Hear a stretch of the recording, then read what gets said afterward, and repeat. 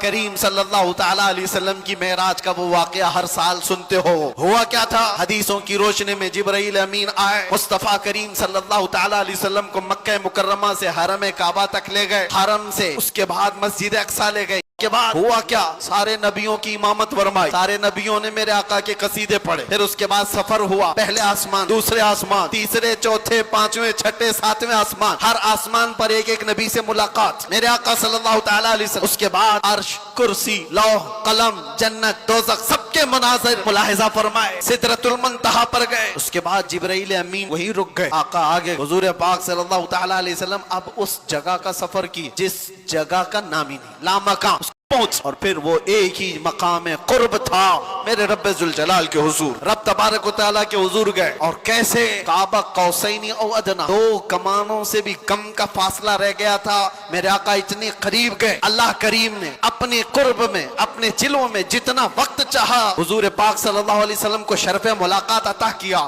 بعد میں پھر حضور آئے، اللہ کے حضور سے تحفہ بھی لے کر کے آئے، پتہ ہے 50 نمازوں کا۔ موسیٰ علیہ السلام ملے، کہا 50 آپ کی امت نہیں پڑھ پائے گی، کم کرا لائیں، گئے اللہ کی بارگاہ میں 5 کم کرائے، پھر آئے، پھر 5 کم کرائے، پھر آئے، پھر 5 کم کرائے، 9 بار بار بار بارگاہ رب العزت میں جاتے رہے، آتے رہے، آخر میں 5 رہ گئے۔ جس کمرے میں آپ آرام کر رہے تھے، دروازے کی کڑی، اگر دروازہ کھول کر کے آدمی جائے تو کڑی کتنی دیر تک ہلتی رہے گی؟ روایتوں میں یہ ملتا ہے دروازے کی جو زنجیر ہے، یہاں آپ دروازہ بند کر کے گئے تو کڑی ہلتی ہے تھوڑی دیر تک کے لیے۔ حضور جب معراج کا پورا سفر طے کر کے آئے تھے تو دروازے کی کڑی ابھی ہل رہی تھی، اور بستر پر آدمی سو کر کے اٹھے تو بستر کتنی دیر تک گرم رہے گا؟ Minute, 1.5 minute. لیکن حضور جب معراج سے واپس آئے تو بستر ابھی بھی گرم تھا۔ یہ نہیں کہا گیا کہ سورج ابھی نہیں طلوع ہوا تھا، یہ نہیں کہا گیا کہ رات پوری نہیں گزری تھی، بلکہ یہ کہا جا رہا ہے ارے زنجیر بھی ہل رہی تھی اور بستر بھی رہا گرم، عرش گئے، پھر آئے محمد صلی اللہ علیہ وسلم۔